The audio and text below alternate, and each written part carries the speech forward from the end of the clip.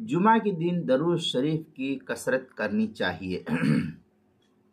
چنانچہ ویسے تو ہر مسلمان کو ہر روز اپنے محسن اعظم، سرور عالم، فخر موجودات، کل کائنات کے چاہنے والے اور امام الانبیاء، نبیوں کے سردار جن کو کہا جاتا ہے، اور ہم سب کے محسن، مشفق، شفیق نبی، اور امت کے تئیں اپنی ساری زندگی کو اللہ کے سامنے امت کے لیے مانگنے والے ہمارے محسن حضرت محمد مصطفیٰ صلی اللہ علیہ وسلم کی خدمت عالیہ میں درود شریف کا نذرانہ بکثرت پیش کرنے کا امت کو اہتمام کرنا چاہیے کہ ان کے احسانات جس قدر امت کے اوپر ہے کہ ساری زندگی انسان اللہ سے مانگتا رہے، ان کے اوپر درود پاک کا نذرانہ پیش کرے، تب بھی صحیح تو یہ ہے کہ ان کا حق ادا نہیں ہوگا۔ بہرحال جتنا بھی ہو سکے ہمیں درود پاک کے پڑھنے کا اہتمام کرنا چاہیے۔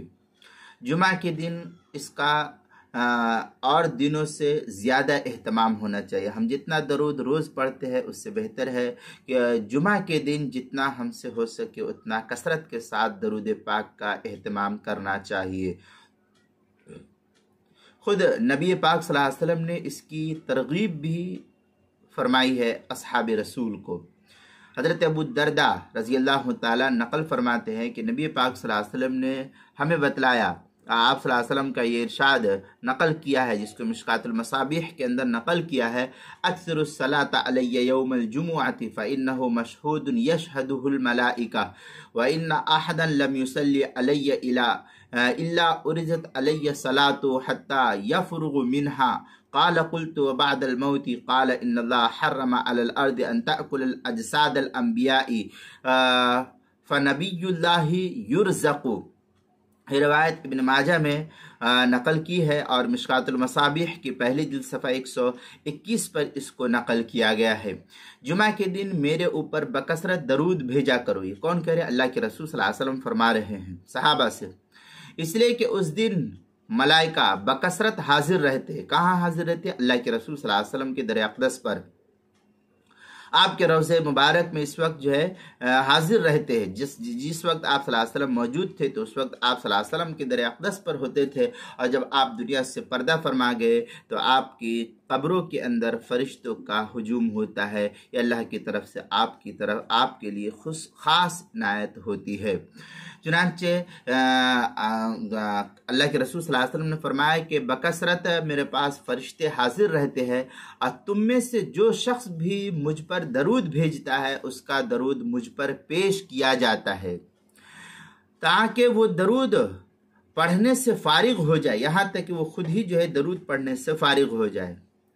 راوی یعنی حضرت ابو الدرداء جو اس روایت کو نقل کرنے والے ہیں وہ فرماتے ہیں کہ میں نے تعجب سے عرض کیا کہ وفات کے بعد بھی یہ سلسلہ جاری رہے گا؟ حضرت ابو الدرداء رضی اللہ تعالیٰ عنہ فرماتے کہ یا رسول اللہ، کیا یہ آپ کی دنیا سے پردہ فرما جانے کے بعد بھی یہ سلسلہ جاری رہے گا؟ آپ صلی اللہ علیہ وسلم نے فرمایا کہ اللہ تعالیٰ نے زمین پر انبیاء علیہم الصلاۃ والتسلیم کے مقدس بدنوں کو کھانا حرام کر دیا ہے، بس اللہ تعالیٰ کے نبی زندہ ہیں اور انہیں رزق عطا ہوتا رہتا ہے۔ اب یہاں سے حیات انبیاء کا ثبوت بھی ملتا ہے کہ جو لوگ نعوذ باللہ من ذالک یہ کہتے ہیں کہ انبیاء علیہم الصلاۃ والسلام اپنی قبروں میں زندہ نہیں ہے، تو ان کا یہ عقیدہ یہاں پر ٹوٹ جاتا ہے کہ دیکھو یہ صاف الفاظ میں اللہ کے رسول صلی اللہ علیہ وسلم نے فرمایا کہ حرم علی الارض ان تأکل اجساد الانبیاء فنبی اللہ یرزق، کہ اللہ تعالیٰ نے انبیاء علیہم الصلاۃ والسلام کے مقدس بدنوں کو کھانا زمین کے لیے حرام کر دیا ہے۔ زمین اللہ کے नबी के जिस्मों को छू नहीं सकती, वो खा नहीं सकते। जैसे हमारे मुर्दे मर जाते हैं, ज़मीन उसको खा पी करके ख़त्म कर देती है, कीड़े मकोड़े लग जाते, ख़त्म हो जाता है। तो ये सूरत हाल नबियों के साथ पेश नहीं आता है। अल्लाह ताला का खुसूसी निज़ाम चलता है नबियों के साथ, खुसूसी इंतज़ाम होता है नबियों के साथ। इसलिए ज़मीन के ऊपर हराम कर दिया है कि ज़मीन जो है किसी नबी के जसद अतहर को खाए, ये हो नहीं सकता है। अल्लाह ताला के नबी ज़िंदा होते हैं कब्रों के अंदर, और उन्हें अल्लाह ताला की तरफ से रिज़्क अता किया जाता है। अब उसकी कैफियत क्या होती है, रिज़्क अता करने की क्या होता है, ये आखरत का मामला है। ये अल्लाह ताला जानता है कि उन्हें क्या करना है, कैसे करना है। इसलिए आखरत के मामलात से, दुनिया के मामलात से बिल्कुल मावरा होते हैं। इसलिए हम ये नहीं कह सकते हैं कि हाँ क्या नाम है, आखरत में वो खाते पीते हैं तो क्या नाम है फिर अपने क़ज़ा हाजत के लिए कहाँ जाते हैं, नऊज़ुबिल्लाह। जिस तरीके से बाज़ क्या नाम है बदअक़ीदा लोग ये कहते हैं कि वो अगर कब्रों में खाते हैं तो फिर पेशाब पखाने के लिए कहाँ जाते हैं। तो इस तरीके की बात नहीं करनी चाहिए, इसलिए कि नबी इस दुनिया की ज़िंदगी के अंदर नहीं है, आखिरत में है। अब कब्रों के हालात का अल्लाह बेहतर जानता है, और आलम आखरत की जो हकीकत है वो दुनिया वाले क्या जाने कि उससे क्या है। इसका ताल्लुक तो आखरत से है। अल्लाह ताला जानता है कि उनको कहाँ से देना है, कैसा देना है। ये सब गलत बात नहीं करनी चाहिए, मुनासिब नहीं है। जब रिवायत साफ़ है कि अल्लाह ताला कहता है, अल्लाह के रसूल सल्लल्लाहु अलैहि वसल्लम ने कह दिया कि नबी के जिस्म को कब्र नहीं खाती है, उनको अल्लाह ताला अपनी कब्र के अंदर रिस्क अता फरमाता है। तो हमें अल्लाह के नबी के फरमान पर बिला शक व शुबा समिअना व अताना कह के मान लेना चाहिए। ये नहीं कहना चाहिए कि हाँ ये खाते पीते कहाँ से है, कैसे करते हैं, ये सब वाहियात नहीं बकनी चाहिए। इससे हमारा अकीदा ख़राब होगा, हमारे जो है नबियों के तई गलत बात सोचेंगे। इसलिए इन सब बातों से परहेज़ करना चाहिए मुसलमानों को। इस सिलसिले में हयात अंबिया के सिलसिले में उलमा अहले सुन्नत वल जमात का ये मुत्तफ़िक़ा तौर पर अक़ीदा है कि हयात अंबिया का सबूत है।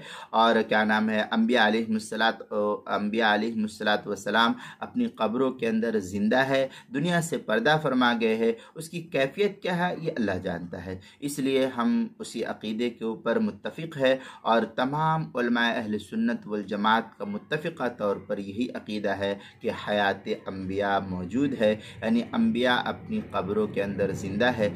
इस सिलसिले में काफ़ी तफसीली बयान और काफ़ी तफसीली बहस व मुबाहसा हज़रत मौलाना मोहम्मद इलियास घुम्मन साहब दामत बरकातहुम, जो पड़ोस के मुल्क पाकिस्तान के हैं, उनके काफ़ी बयानात और लिटरेचर और क्या नाम है किताबी शक्लों में जो है उनके बहुत सारे पम्फलेट वगैरह किताबी शक्ल में और बयानात भी है, और उन्होंने बेशतर दलाइल इस सिलसिले में दिया है।